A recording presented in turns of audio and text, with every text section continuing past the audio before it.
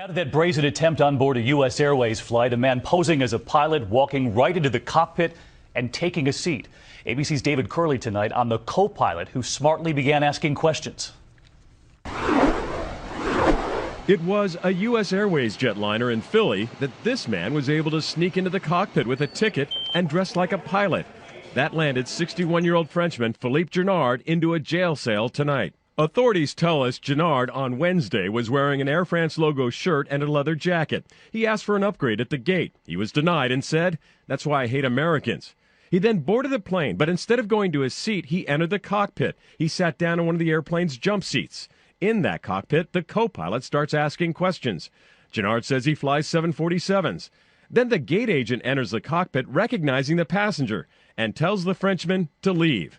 Police are called, and they discovered that Gennard has a crude, fake Air France ID. Well, it's concerning because we don't know what his designs were. Aviation experts say the security system worked. The suspect wasn't in the cockpit when the plane was operating and never posed a danger. But another imposter was successful last fall. In the cockpit, this man, who was arrested in Italy after making a flight dressed as a pilot.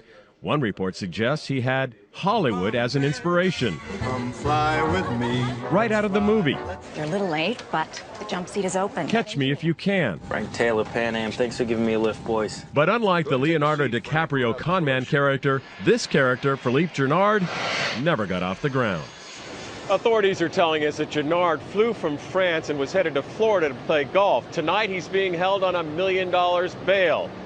Among the charges, criminal trespass and impersonation. David? David Curley at Reagan National tonight. David, thank you. I wanted to bring in our aviation expert, John Nance, tonight. And, John, when we heard this today, we couldn't believe it. This guy gets on, instead of turning right down the aisle, he makes a left turn right into the cockpit. How does this happen? Well, first of all, the cockpit door is very often open on the ground before we start closing things up. So that part is understandable. But I can't believe the guy thought he could get away with this. And, you know, this happened before the plane actually pushed back. So what are the chances he could have pulled this off any longer here?